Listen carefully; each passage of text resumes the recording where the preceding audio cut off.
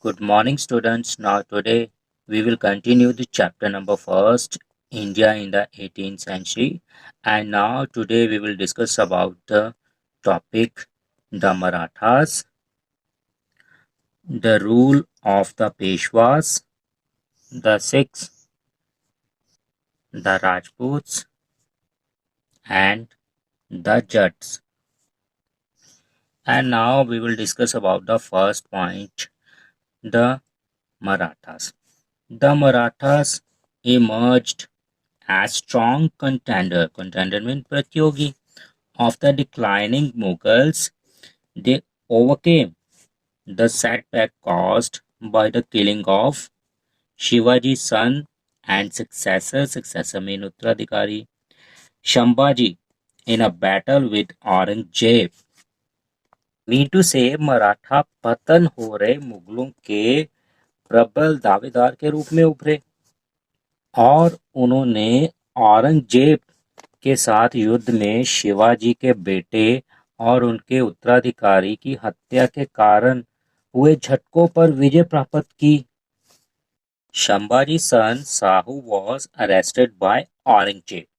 The rise of the Marathas began after the death of Aurangzeb in 1707. His son and successor mean Uttaraधिकारी Bahadur Shah first released Sahu, who remained in Mughal captivity from the age of 7 to 28 years.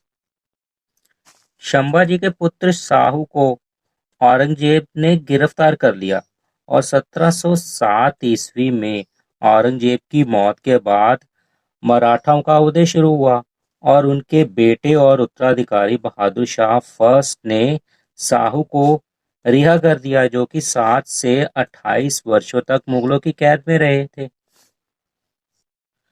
After Sahu's release, his aunt Tarabai, the caretaker of the Maratha kingdom, refused to accept him as the Maratha ruler.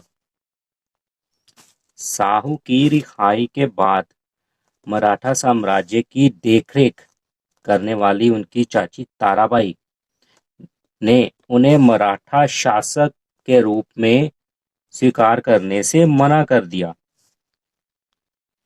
She staked the claim of her son Shambhaji for the Maratha throne. She set up a parallel kingdom at Kolhapur while Sahu ruled from Satara. उसने मराठा शासन के लिए अपने पुत्र शंभाजी का दावा पेश किया और उसने कोल्हापुर में एक सामान्य राज्य कायम किया, जबकि साहू ने सतारा से शासन किया। Soon Sahu emerged as the undisputed Maratha king with the assistance of Balaji Vishwanath, who was later appointed as the Peshwa. जल्दी ही शाहू बालाजी विश्वनाथ की मदद से मराठा राजा के रूप में उभरे, जिन्हें बाद में पेशवा के रूप में नियुक्त किया गया। Points we will discuss about the rules of the Peshwas. Peshwas का शासन. The Peshwas were the Brahmin prime ministers of the Maratha kings. Gradually they became the hereditary ruler of the Maratha empire. Peshwa जो थे मराठा राजाओं के ब्राह्मण प्रधानमंत्री थे और धीरे धीरे वह मराठा के खानदानी शासक बन गए। Through their skilled political and military leadership, they transformed the Maratha kingdom into an empire. उन्होंने अपनी हुनरमंद राजनीतिक और सैनिक नेतृत्व द्वारा मराठा राज को एक साम्राज्य में बदल दिया। And now we will discuss about the Balaji Vishwanath. The rise of the Peshwas began under the rule of Sahu. His shoot means chalak. Peshwas Balaji Vishwanath started exercising the power of the king. पेशवाओं का उदय शाहू के शासन में शुरू हुआ और उनके चालाक पेशवा बालाजी विश्वनाथ ने राजा की शक्ति का इस्तेमाल करना शुरू कर दिया. By taking some strategic action, he secured many concessions from the Mughals. He helped the Sayyid brothers, who were the kingmaker in the Mughals' court, in detouring means गद्दी से उतारना the Mughal emperor Farooq Shah. Balaji Vishwanath ने क्या किया? उसने राजनीतिक कदम उठाकर मुगलों की कई रियासतें हासिल की. उन्होंने सैयद ब्रदर्स की मदद की, जो मुगल दरबार में किंग मेकर थे. किंग मेकर का मतलब क्या होता है? King maker mean a person who brings leader to power through the exercise of political influence. में एक व्यक्ति जो राजनीतिक प्रभाव के इस्तेमाल से नेताओं को सत्ता में लाता है. जैसे कि इन सैयद ब्रदर की मदद से ही मुगल सम्राट फारूक शाह को गद्दी से उतारा गया. During Balaji Vishwanath tenure, the Marathas got back their territories that were captured by Aurangzeb. Captured होता है कब्जा करना. और बालाजी विश्वनाथ के कार्यकाल के दौरान मराठों ने अपने जितने भी एरिया थे, इलाके थे, उनको वापस ले लिया, जिन पर औरंगजेब द्वारा कब्जा कर लिया गया था. They were also allowed to charge two types of taxes called Chauth and Sardeshmukhi from the farmers in the six Mughal provinces. उन्हें 6 मुगल प्रांतों में किसानों से 2 प्रकार के कर लेने की अनुमति दी गई थी. एक था चौथ और दूसरा सरदेशमुखी. सो नाउ क्वेश्चन ये उठता है आपकी, चौथ क्या है? चौथ है क्या? क्या है चौथ? चौथ क्या है? Chauth was a regular tax or tribute imposed for early 18th century by the Maratha Empire in India. It was an annual tax normally levied at 25% on revenue or produce. चौथ भारत में मराठा साम्राज्य द्वारा 18वीं शताब्दी की शुरुआत में लगाया जाने वाला एक नियमित कर टैक्स या श्रद्धांजलि के रूप था.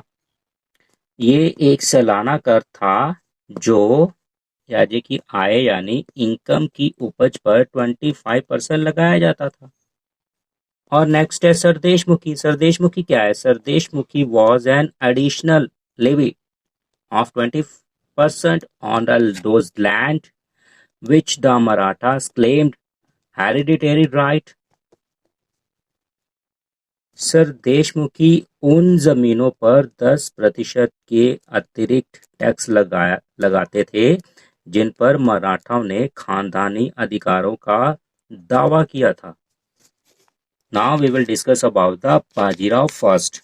After the death of Balaji Vishwanath, the post of the Peshwa became hereditary, मतलब खानदानी, with Sahu choosing Vishwanath's son Bajirao first as the Peshwa. Balaji Vishwanath की मौत के बाद साहू ने विश्वनाथ के बेटे बाजीराव फर्स्ट को पेशवा के तौर पर चुना था. Bajirao first is credited with transforming, मतलब बदलना, the Maratha kingdom into an empire. He led the Marathas in many battles and conquered parts of Gujarat and Bundelkhand and the whole of Malwa. Conquered mean विजेता या किसी भाग को जीतना. मराठा राज्य को एक साम्राज्य में बदलने का श्रेय बाजीराव फर्स्ट को जाता है.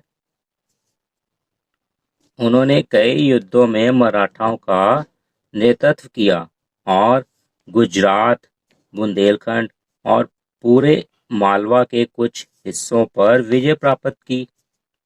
He captured mean कब्जा, the Celeste Island and the Bassein fort from the Portuguese. He also forced the Nizam of Hyderabad to grant tax collection rights to the Marathas in some Deccan provinces, दक्षिणी प्रांत। उसने पुर्तगालियों से साल्सेट द्वीप और बैसीन किले पर कब्जा कर लिया और उसने हैदराबाद के निजाम के कुछ दक्षिण प्रांतों में मराठाओं को कर संग्रह अधिकार देने के लिए मजबूर कर दिया। In another significant development, Balaji Rao first created a Maratha confederacy by dividing the Maratha Empire into different regions. एक अन्य महत्वपूर्ण विकास में बाजीराव फर्स्ट ने मराठा साम्राज्य के विभिन्न इलाकों में विभाजित करके एक मराठा संगठन बनाया।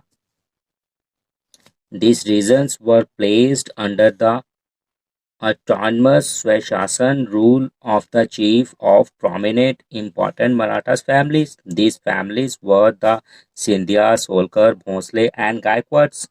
The Peshwas was the head of the Maratha confederacy.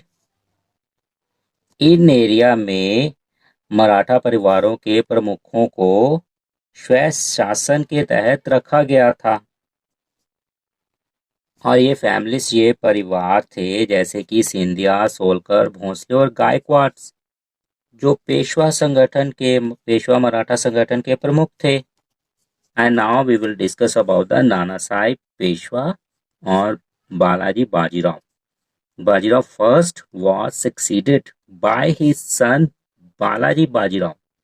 A significant development of his tenure was the declaration by Sahu at the time of his death in 1749, the Peshwa would be the ruler of the Maratha Empire.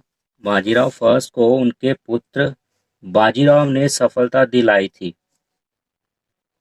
उनके कार्यकाल में एक महत्वपूर्ण विकास द्वारा 1749 में उनकी मौत के समय की घोषणा थी कि पेशवा मराठा साम्राज्य का शासक होगा। Thereafter, the seat of the Marathas' power was shifted from Satara to Pune, from where the Peshwa functioned. Pune was declared the capital of the Maratha kingdom.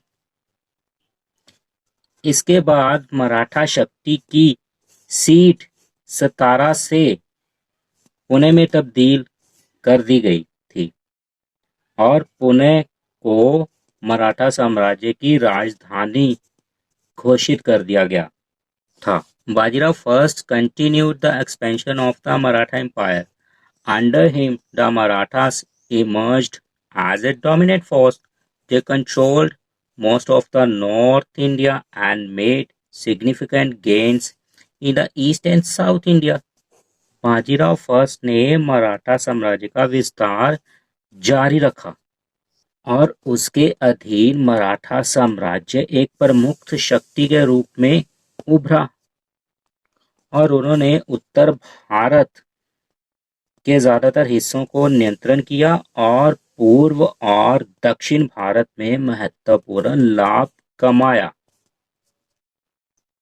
However, the Third Battle of Panipat inflicted a crushing blow on the Marathas, halting their rise.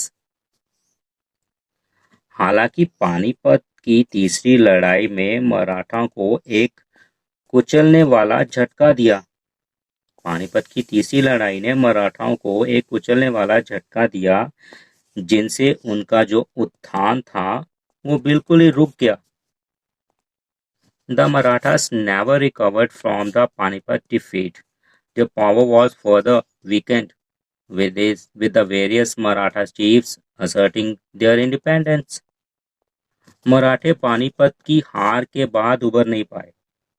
अलग अलग मराठा प्रमुखों ने अपनी स्वतंत्रता का दावा करने के साथ ही उनकी शक्ति को बिल्कुल ही कमजोर किया। In the next 50 years, their power continued to decline. Finally, in 1818, they were decisively defeated by the British, who occupied most of their empire. अगले 50 सालों में उनकी शक्ति में गिरावट जारी रही। अंत में 1818 में उन्हें अंग्रेजों द्वारा निर्णायक रूप से पराजित किया गया, जिन्होंने उनके ज्यादातर साम्राज्य पर कब्जा कर लिया। Now we will discuss about the Sikhs. The Sikhs rose against the religious tolerance of the Mughal emperor.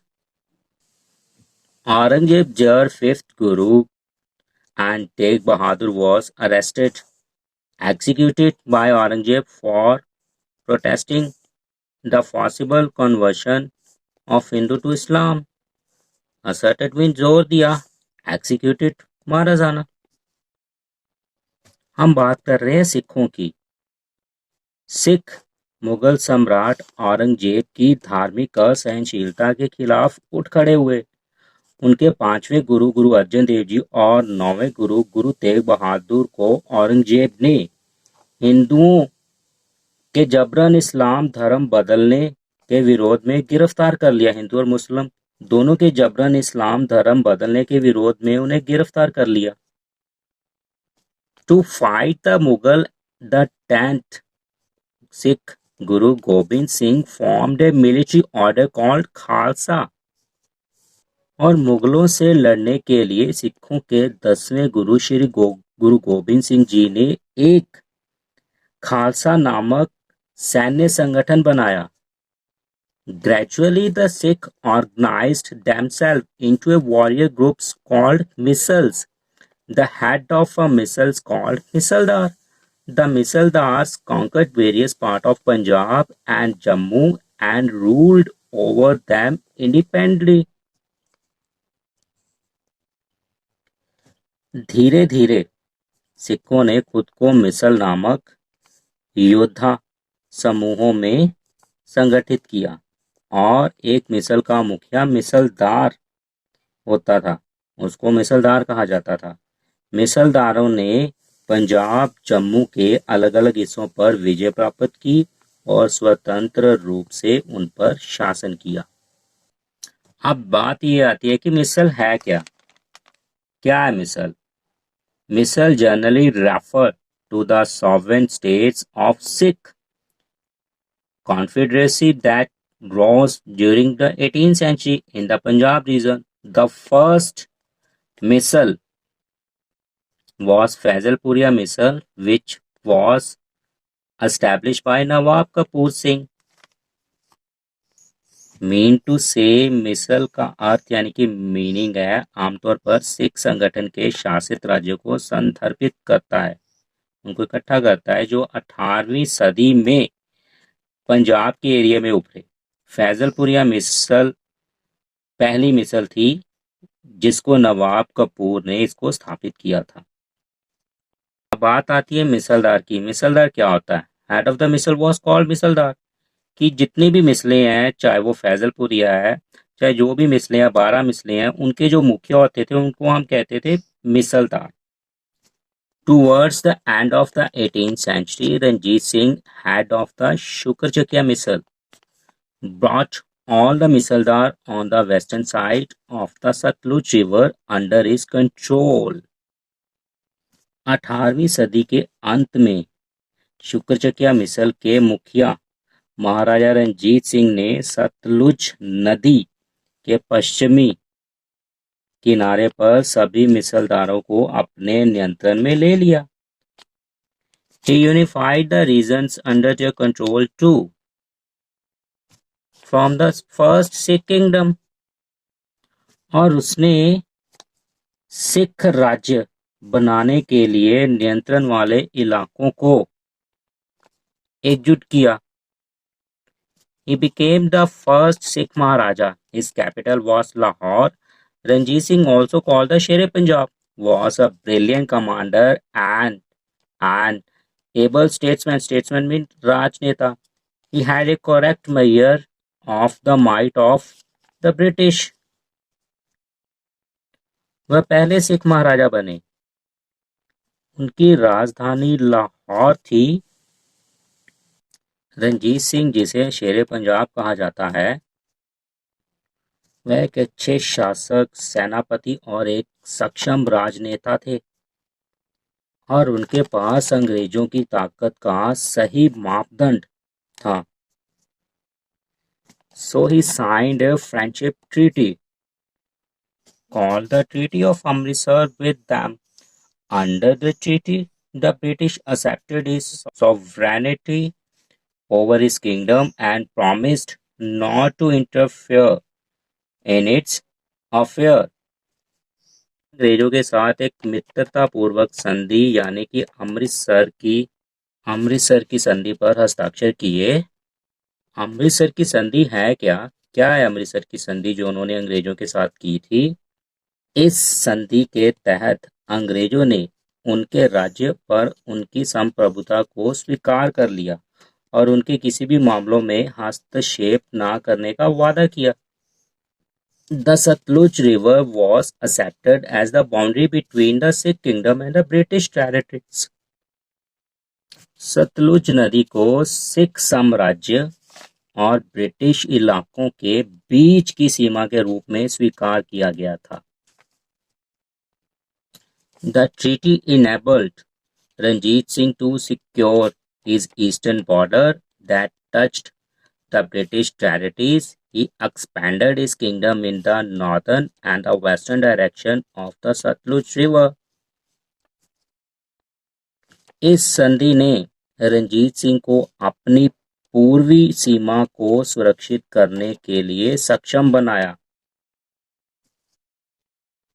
और उसने सतलुज नदी के उत्तरी और पश्चिमी दिशाओं में अपने राज्य का विस्तार किया.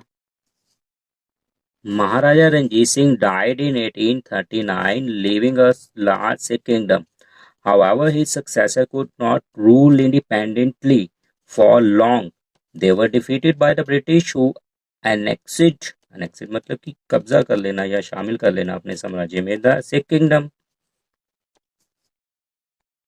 महाराजा रंजीत सिंह की मौत 1839 ईस्वी में एक बड़े साम्राज्य को छोड़कर हुई थी. हालांकि जो उनके उत्तराधिकारी लंबे समय तक स्वतंत्र रूप से शासन नहीं कर सके, वह अंग्रेजों द्वारा पराजित हुए जिन्होंने सिख साम्राज्य पर कब्जा कर लिया. अंग्रेजों द्वारा पराजित हुए और अंग्रेजों ने सिख साम्राज्य पर पूरी तरह कब्जा कर लिया. And now we will discuss about the Rajputs. जैसे कि सिख एक शूरवीर कौम थी है और वैसे ही राजपूत पहले भी एक शूरवीर कौम थी और शूरवीर कौम है. मराठे, सिख और राजपूत पहले भी एक शूरवीर कौम के तौर पर जाने जाते थे और आज भी ये एक शूरवीर कौम के तौर पर जाने जाते हैं. So now we will discuss about the Rajputs. After Aurangzeb's death, the Rajput states too wanted to break free from the Mughal control. Among the Rajput ruler, Jai Singh of Amber strengthened his power. Aurangzeb की मौत के बाद राजपूत राज्य भी मुगलों के नियंत्रण से मुक्त होना चाहते थे. राजपूत शासकों में आमेर के जय सिंह ने अपनी शक्ति को मजबूत किया. He expanded his army and provided his soldiers with the latest weapon. उसने अपनी सेना का विस्तार किया और अपने सैनिकों को नए हथियार उपलब्ध करवाए. He succeeded in capturing some Mughals and Rajput lands. However, unlike the Marathas and the Sikhs, who emerged as a formidable का मतलब होता है भयंकर, खतरनाक forces, the Rajput rulers failed to carve out a big united empire. कहने का मतलब ये है कि वह कुछ मुगल और राजपूत जमीनों पर कब्जा करने में सफल रहा. हालांकि वह मराठों और सिखों के उलट जो कि शक्तिशाली बनकर उभरे, उनके कंपैरेटिवली जो राजपूत शासक एक बड़े संयुक्त साम्राज्य को बनाने में विफल रहे. Later on, they became part of possession of the East India Company.